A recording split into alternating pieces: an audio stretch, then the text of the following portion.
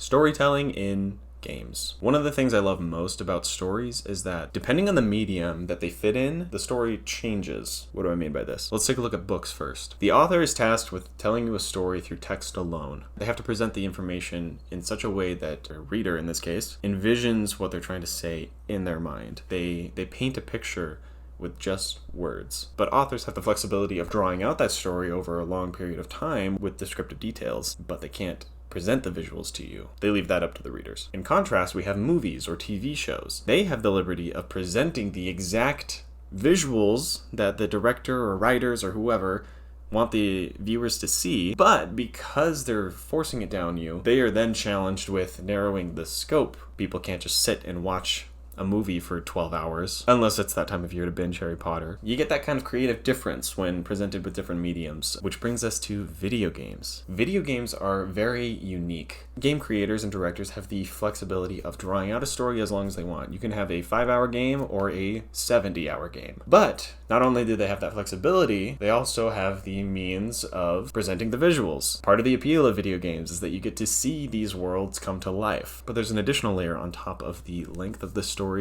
as well as the visual presentation, and that is immersion. People can actually put themselves in the role in the story, which really gives people this platform to tell these vastly different types of stories, which I find so interesting because depending on the type of story you're telling, creators and writers and directors now have to think of this fourth dimensional element of players and how are they going to play the story that they're creating. But just looking at storytelling inside of video games, there's kind of different categories that I'm going to arbitrarily lump myself. First category being,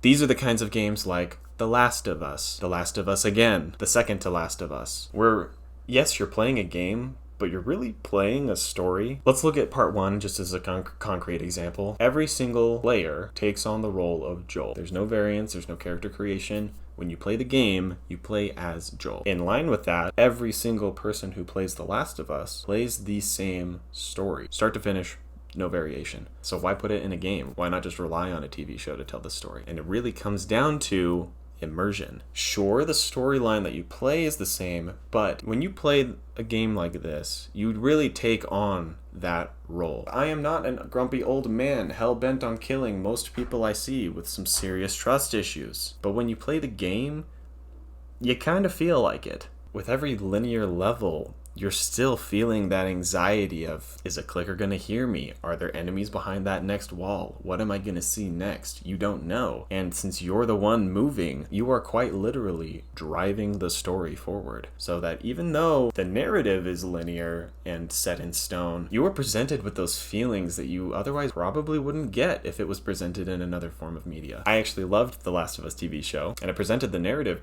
pretty well, in my opinion, but it's never going to capture the same feeling and immersion as actually playing it. But games don't necessarily have to be locked into a narrative-focused element. There are categories where choice is at the forefront of what players are doing. I'll use Baldur's Gate 3 as an example for this. And I know praises have been sung for this game countless times, because it's deserved. But just take a second to think about Baldur's Gate. When you make a character, you are plopped into the narrative right out the gate. Cutscenes are playing, you are thrown into a situation immediately that you need to figure out how to get out of. In a game like this, the narrative really isn't fed to you. You're not just going from point A to point B. Your choices define the narrative. In my very first playthrough of Baldur's Gate 3, I accidentally exploded acid around Shadowheart's container. So when I opened it for her, she fell in it and died immediately because I didn't know what was going on. Is that what the writers at Larian intended? Probably not. But I was able to experience it, and the story didn't just end. I didn't get a game over screen. I could just keep going and find out what that decision leads to down the road, which is so amazing. In games, you have that creative element where you're truly empowering the players to kind of create their own stories in a way. And it's hard to start from scratch, it really is, but giving them the templates for a story and having them experience it on their own is absolutely incredible.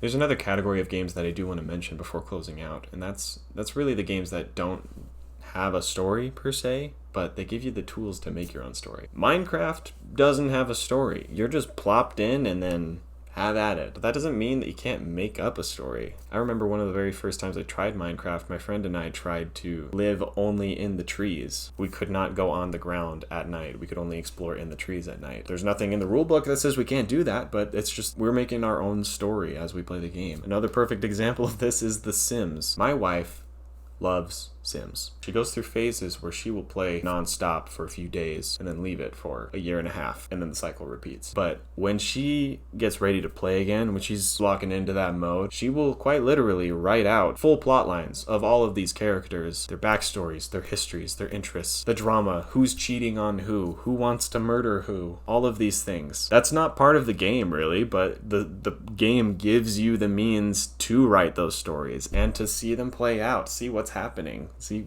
what choices they're going to make, which is so amazing that games provide these platforms for people to jump in and have fun. So what was the point of this video? Well, it was really just to share my thoughts on why I think games are truly one of the most empowering platforms for telling stories, created by the writers themselves or by the players. Games are fun, but I'm opening up the conversation to you all. What are some of your favorite stories that you've experienced in games? Or even what are your favorite stories that you've come up with while playing games? I'd love to read about them. Before you hop off, I've actually started making a game for the very first time, so if you'd like to see my progress on that, check out this video here. Alright, thanks everyone. See ya.